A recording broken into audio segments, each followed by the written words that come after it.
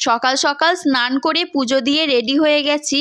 কোথায় যাচ্ছি জানো তোমরা? গোপু সোনাকে পিকনিক করাতে নিয়ে যাচ্ছি।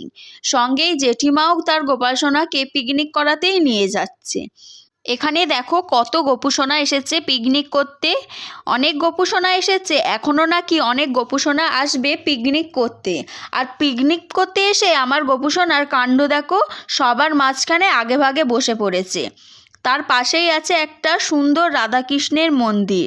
তারপর আমি লজেন্স কিনে এনে গোপু সোনাদের একটা করে দিয়ে দিলাম। প্রথমবার গোপু সোনাদের পিকনিক করাতে নিয়ে এসে আমার তো খুবই ভালো লাগছিল, আর আমার মনে হচ্ছিল আমার গোপু সোনারও খুবই ভালো লাগছে।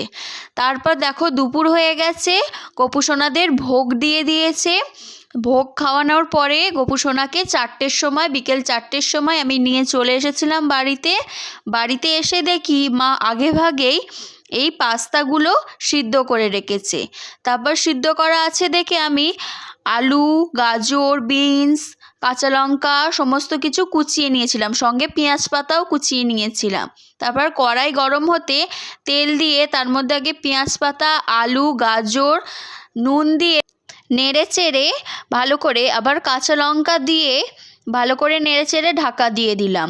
ঢাকা খুলেই দেখি সিদ্ধ হয়ে গেছে আলুগুলো। তারপর বিনস দিয়ে ভালো করে নেড়ে চেড়ে পাস্তাটাও দিয়ে দিলাম।